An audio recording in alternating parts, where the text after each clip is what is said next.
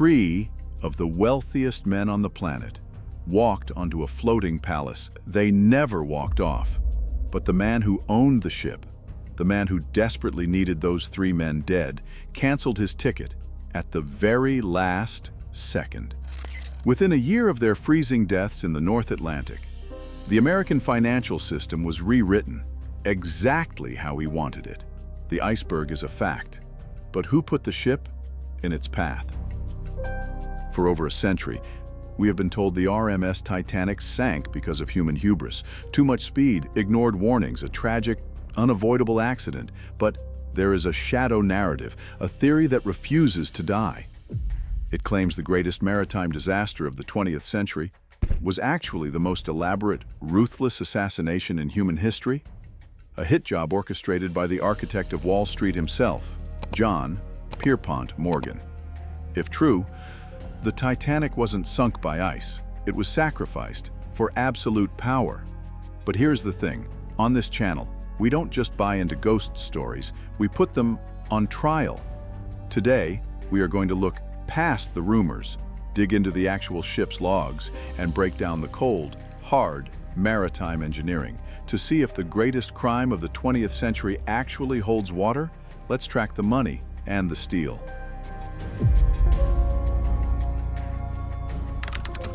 To understand the murder weapon, you have to understand the motive. In 1912, America had no central bank, no safety net. The economy was a wild beast, and it was controlled by a handful of ruthless billionaires. The robber barons. At the top of the food chain was J.P. Morgan. He didn't just have money, he was the money. When the U.S. government faced bankruptcy in 1895 and 1907, Morgan personally bailed them out. But Morgan was tired of using his own cash to save the country. He wanted a central bank, a Federal Reserve, an institution that would privatize profit, but socialize the risk. But Morgan had enemies, powerful ones. John Jacob Astor IV, worth $87 million, roughly $2.5 billion today. The richest man on the Titanic, Benjamin Guggenheim, the undisputed king of the mining industry. Isidor Straus, co-owner of Macy's and a fiercely independent former U.S. congressman. According to the theory, these three titans of industry were strictly opposed to Morgan's plan for a Federal Reserve. They had the wealth and the political leverage to stop him cold. Morgan couldn't buy them. He couldn't bankrupt them. He had to eliminate them.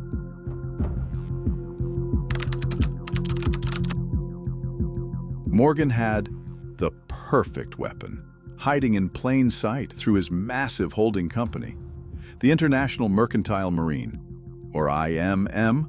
Morgan had purchased the White Star Line in 1902.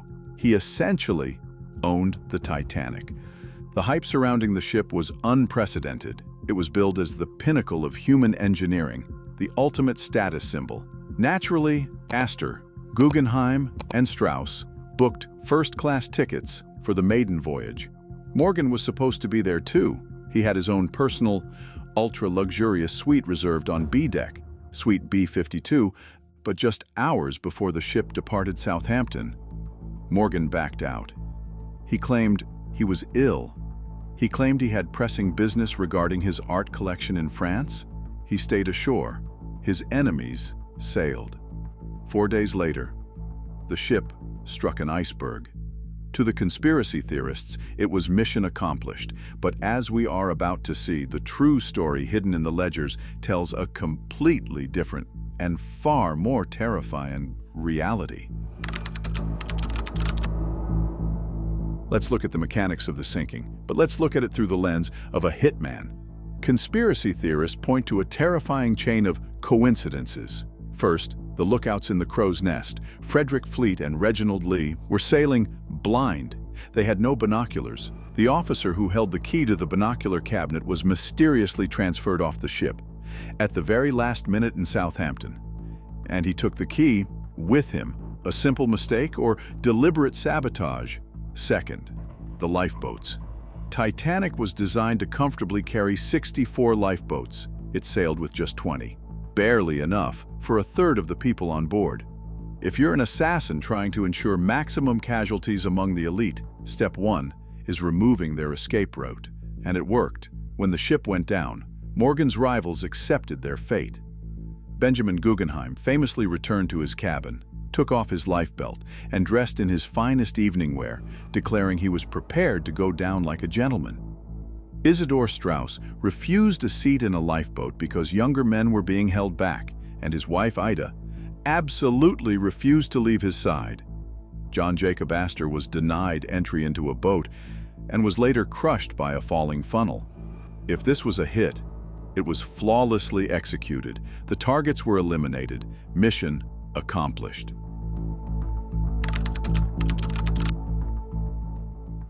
But look at what happened next.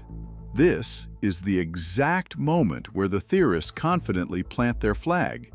Just months after the freezing waters swallowed Astor, Guggenheim, and Straus, the wheels of the Federal Reserve began turning at terrifying speed. The foundation had already been laid in 1910, during a highly classified meeting at the Jekyll Island Club in Georgia. 6 men, representing the Morgans, the Rockefellers, and the Rothschilds, met in total secrecy to draft the banking cartel that would essentially control America. With the 3 biggest billionaire roadblocks dead at the bottom of the North Atlantic, the Federal Reserve Act was signed into law on December 23, 1913. Morgan won, the banks won. It makes for a perfect, blood-chilling narrative. It sounds like the ultimate corporate true crime story. But if you're someone who respects history, you need more than a good story. You need empirical evidence. And this is exactly where the J.P. Morgan assassination plot hits a massive brick wall. You are being lied to.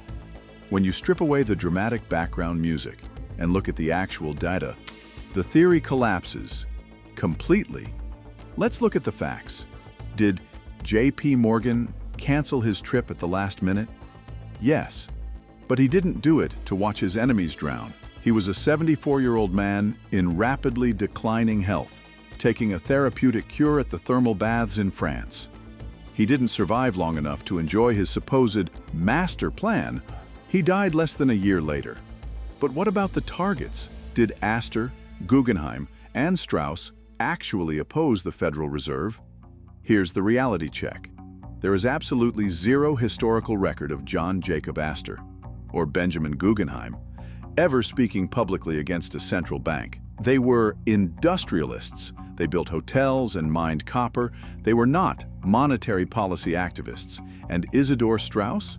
The theory claims he was Morgan's greatest political hurdle, but congressional archives prove the exact opposite. Straus was actually an outspoken supporter of the Aldrich Plan, the very framework drafted at Jekyll Island. He was Morgan's ally, not his enemy. Why on earth would Morgan assassinate a billionaire who was actively supporting his legislation? Now, as a maritime channel, let's think about the actual physical weapon itself. How do you orchestrate a shipwreck in the middle of the North Atlantic in 1912? You don't just fender-bender an iceberg on purpose.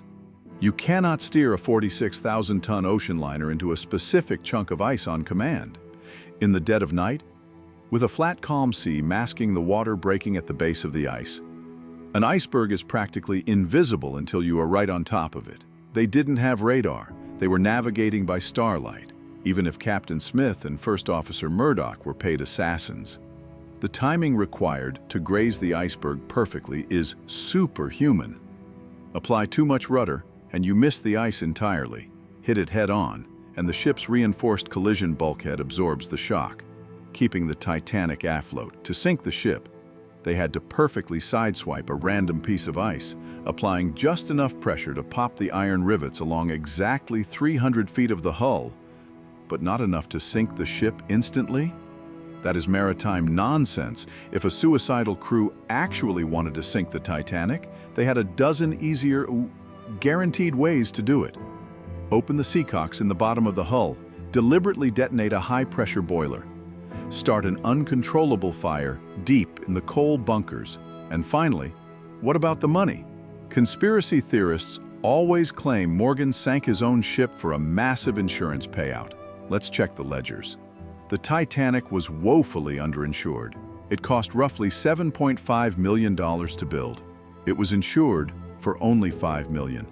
Morgan's holding company, IMM, took a devastating $2.5 million loss right out of the gate. Add the lawsuits from survivors and the loss of passenger revenue, and the disaster sent IMM into a severe financial tailspin, forcing them to default on their bond payments by 1914.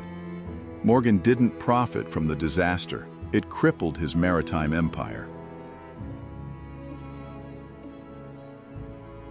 The truth about the Titanic is far more terrifying than a Wall Street assassination plot. It wasn't sunk by a shadowy cabal of bankers. It was sunk by systemic arrogance.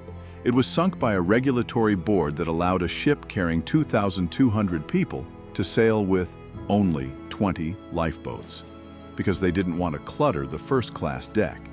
It was sunk by a corporate culture that prioritized speed and luxury over safety, pushing a massive steel behemoth through a known ice field in the dark. We invent conspiracy theories because the alternative is too hard to accept. We want a villain with a mustache and a master plan. We don't want to admit that the greatest minds of a generation built a flawless machine and then drove it straight into the abyss, purely out of sheer, blinding overconfidence. The Titanic disaster wasn't a deliberate murder. It was a failure of engineering and human judgment. But 3 years later, another massive passenger liner would go down in the Atlantic. Only this time, it was a deliberate act of murder. And governments completely covered up the truth about what the ship was really carrying in its cargo hold. If you want to know the real reason the RMS Lusitania was sent to the bottom of the sea, click the video on your screen right now.